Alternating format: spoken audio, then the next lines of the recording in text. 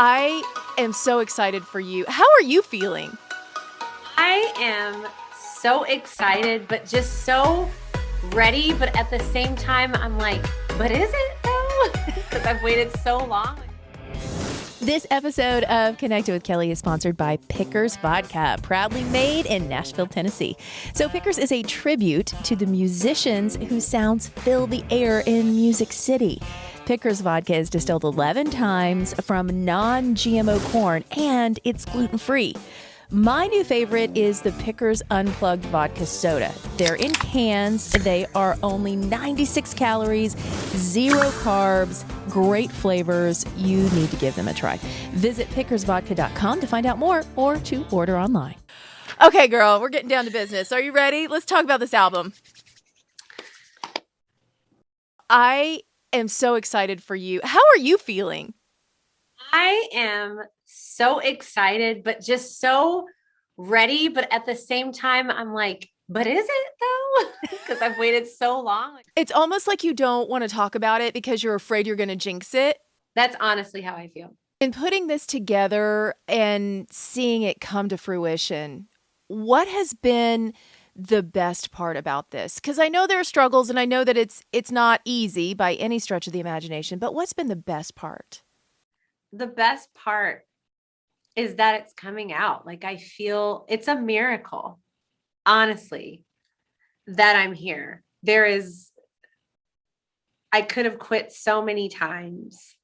I should have quit maybe several times, but it just shows like through perseverance and hard work, you can make anything happen. And so I think that's the best part is seeing the fruits of my labor.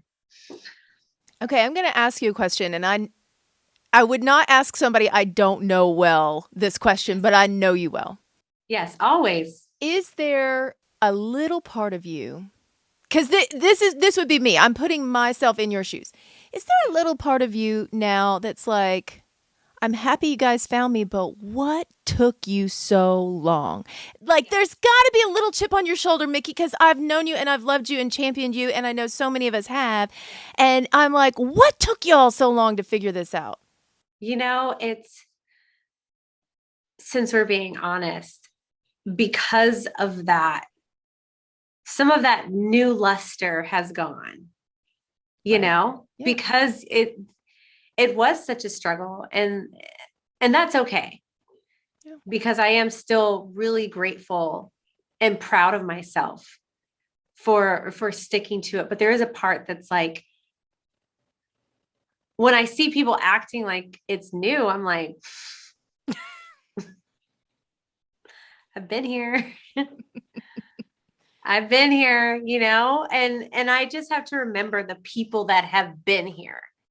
And those are the people that like you, like always, you have always been such a kind, loving, excited person about me, even when I lost excitement for myself. So it's people like you that keep me going.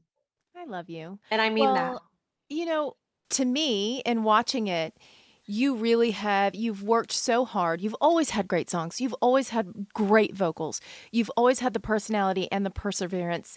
Was there a point, I want to hear about those talks that you had to have with yourself where you got real? Because I know that there were so many times where you're like, man, I've been to the drawing board so many times. How much more can I go back to this well?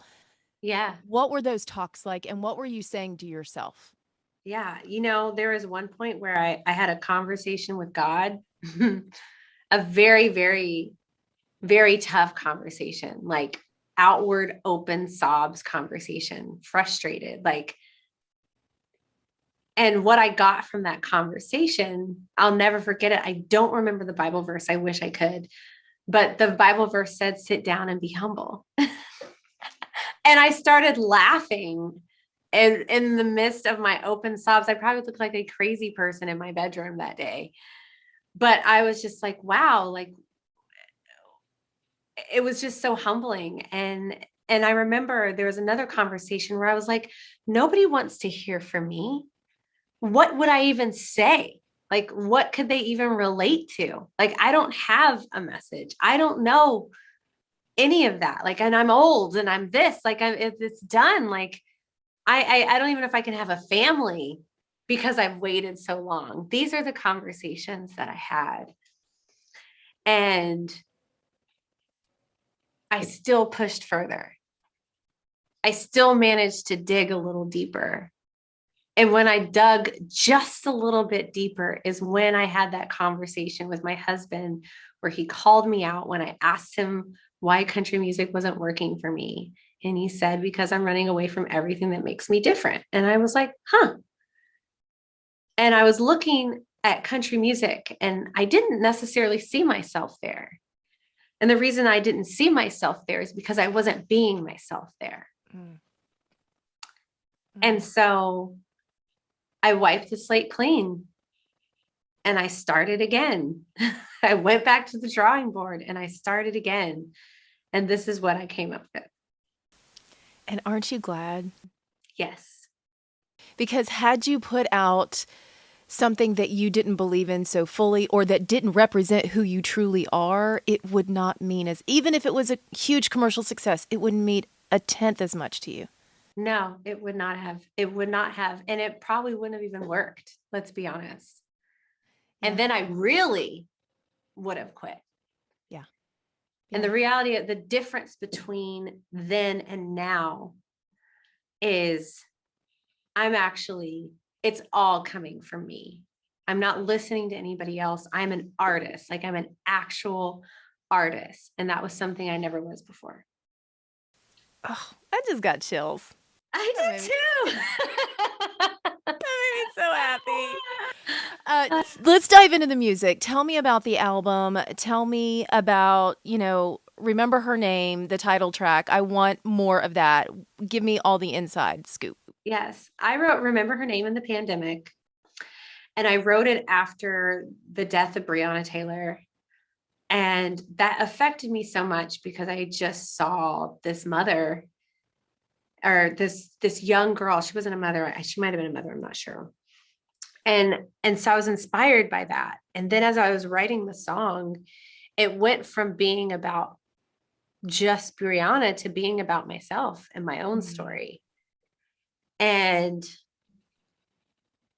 when we have dreams, no matter what that is, no matter what career path you're in, at the beginning of that career, you're so certain of yourself. You're so sure. You're wide-eyed, you're bushy-tailed, you're ready to go out there. And then life happens. And life is not fair. And with that comes a lot of pain. And then before you know it, you lose sight of that person and you completely forget who you are. And there was a moment for a long time I was existing. I didn't know who I was. I was just living. And the point of that song is to remember the fire of that girl, that strength. I was such a strong person. I was insecure, but I was nowhere near as insecure as I am now.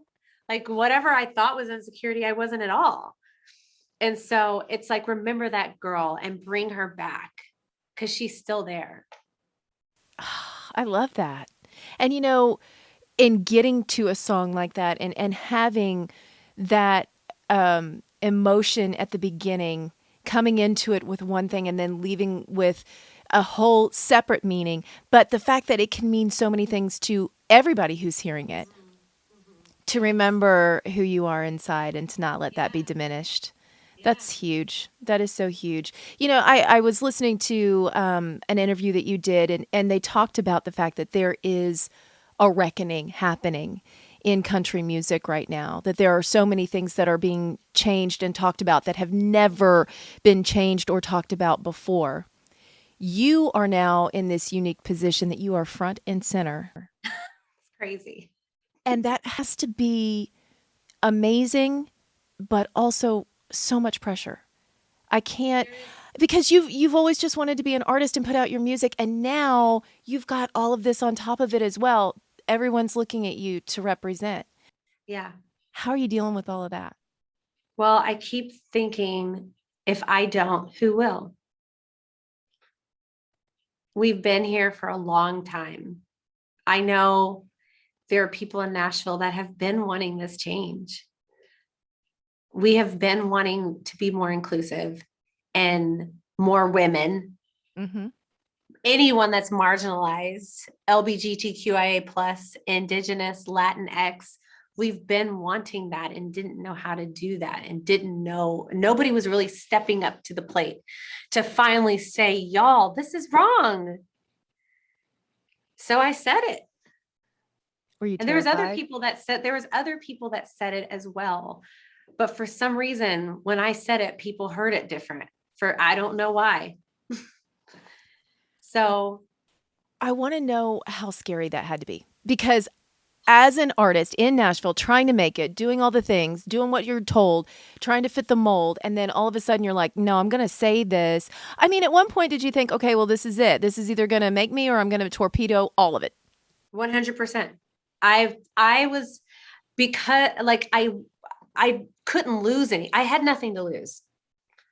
I never had something to lose.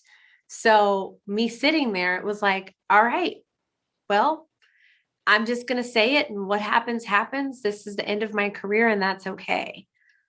And then it was the exact opposite. And then all these questions and panels and things happen. And I was at the front talking about it. And I was like, whoa, that was not my intention to be an advocate.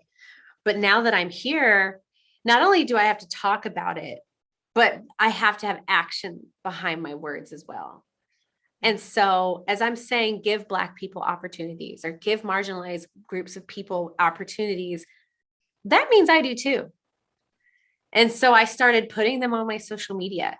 I started finding all of these amazing artists. And not only are they amazing, I'm helping them behind the scenes get teams built around them so that they can have successful careers. Because the only way things change is the more successful people become. And the more successful people become, the more tours there are available for different types of artists. But right now, majority of the tours are all male, and they're taking all their male friends and their male friends and friends. And then we're just stuck collecting the pennies.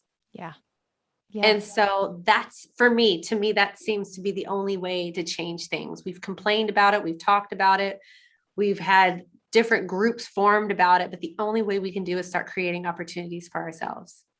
But you know what? That's part of it. You're climbing the ladder and then turning around and helping the next person up the ladder. We are climbing that ladder together, one by one. Let's go. Tell me about Grayson. What's going on with that sweet boy? When you post pictures of him, he is so happy and smiley. Is he like that all the time? All the time. I'm telling you, God sent me an angel. When I found out I was pregnant, I was so terrified. He's crawling now. Oh, look out. I got him a little helmet so he doesn't hit his head. It's like a bumper. It's a little bumper. Yeah, he looks like a little toadstool. But yeah, he is such a miracle. Like, God knew exactly what I needed at that time. Like, I remember I kind of mourned my former life, to be honest. And I was like, I don't know how to be a mother. I don't want to say goodbye to the person I am. Am I going to lose that person? And the reality of it is that chapter is closed. I did that. And now I'm a mom. I did all of that leading me up to be a mom. And it's just changed everything. And you'd never want to go back to that now. Ever. Never, girl. Never. I'm exhausted. I have spit up on, as soon as I get home, I'm taking off these clothes and putting on my dirty ones because I'm getting spit up on. I'm nominated for a Grammy. I sang at the Grammys, and that same night I was cleaning poopy diapers. So it keeps you so humble. Speaking of nominations, CMA nomination. Yeah. Again, it's like you said, I'm not new. Honey, nobody in the new artist category is new. Nobody. New. It's a 10-year town, but it's such a competitive category. Like, all of those artists, which I'm excited about because all of those artists are great. Yeah. It's not like there's one where I'm like, yeah. Like, all of them in that category are extremely talented. And I feel really lucky and blessed to be a part of that group. That's amazing. Last question for you. We ask everyone their favorite throwback country song. What is the country song that speaks to you that's a throwback? Well, there's some throwbacks that still feel so brand new to me. Miranda Lambert's House That Built Me. That's a great one. That song, man. I can't listen to the song. The last time I listened to that song was probably 5 years ago, and I was visiting my grandma in Moody, Texas. And I went to her little church that has like 5 people that go to it. And then I went to her house and she made me chicken like she always used to do when we were little. And when I pulled out of her driveway and she was standing there waving at me, I'm going to get choked up. That freaking song played. Like, Miranda, you just did me in. The audacity. And I just you just, our grandparents, man. I'm going to call her after this. Do that. I'm so happy for you. I'm so very, very happy for you. All very deserved. You are killing it.